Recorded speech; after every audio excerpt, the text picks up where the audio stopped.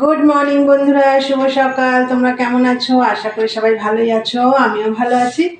তা আজকে হচ্ছে বুধবার, এখন বাজে হচ্ছে 10:30। তা বন্ধুরা, এখন থেকে একটা নতুন ব্লগ শুরু করলাম। আশা করি আজকে ব্লগটা তোমাদের ভালো লাগবে। আর মনাদীপ চ্যানেলের থেকে তো অসংখ্য ধন্যবাদ আমার পাশে থাকার জন্য। আর বন্ধুরা, সকালবেলা উঠে সব কাজটা যা থাকে সবই হয়ে গেছে। আর চান টান পুজো সব কমপ্লিট।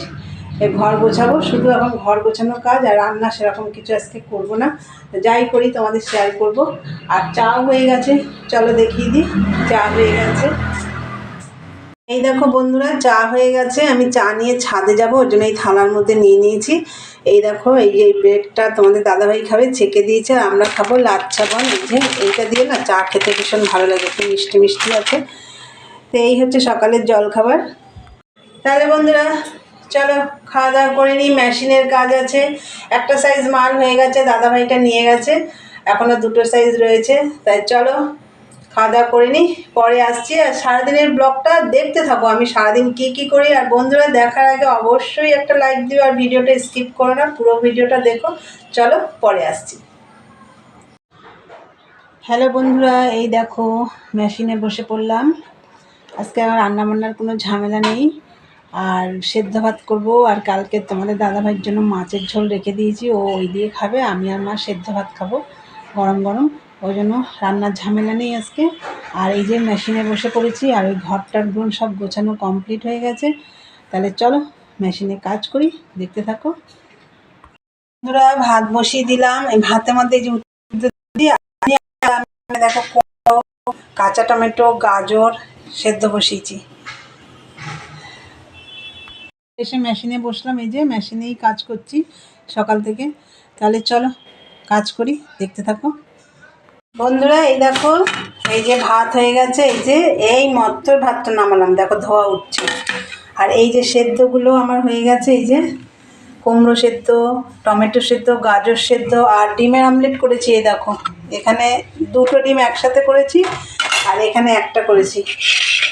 তা যাই হোক, এই দিয়ে আজকে খাওয়া দাওয়া হবে। আর কালকে মাছ রান্না করেছিলাম, সেটা এক পিস রয়েছে, তোমাদের দাদাভাইয়ের হয়ে যাবে। আর বাঁধাকপিটা রয়েছে। আর আগের দিন আমি ইঁচড় চিংড়ি করেছিলাম, কবে যেন করলাম, রোববারে বোধহয়, সেই ইঁচড় চিংড়িটাও একটুখানি রয়েছে। ওর জন্য আমি আজকে রান্নার ঝামেলা করিনি বন্ধুরা। তাই চলো এখন মাকে খেতে দেবো, চলো দেখতে থাকো।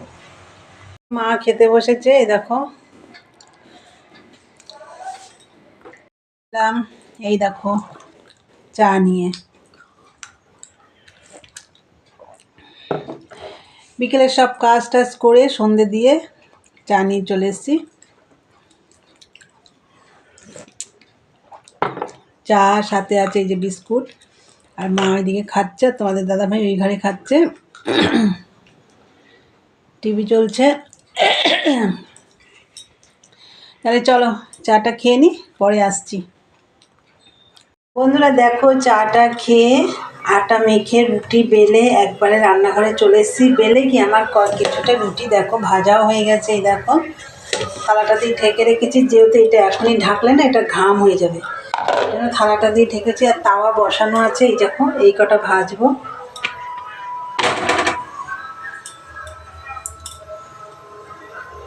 তাই চলো রুটি কটা ভেজে নিই। এই দেখো বন্ধুরা, সব রুটি ভাজা হয়ে গেছে। এবার আমি এইগুলো হটপটের মধ্যে রেখে দিচ্ছি।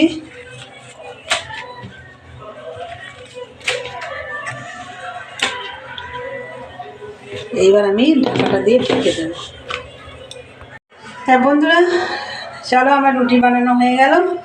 এবার মেশিনে গিয়ে বসবো। আর কী দিয়ে খাবে সেটা, গুড় আছে, পাটালি গুড় আছে। যদি ভাজাভুজি খেতে চায়, বেগুন ভাজা বা পেঁয়াজকালি ভাজা, তাহলে তখন যখন খাবো তখন করে নেব। এখন কিছু করব না, কেন গুড় দিয়েও খেয়ে নিতে পারে। তাই চলো আজকের ব্লগটা এখানেই শেষ করব।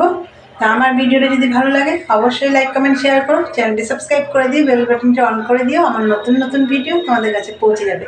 তাহলে চলো দেখা হবে নেক্সট ব্লগে। আজকের মতন টাটা, গুড নাইট।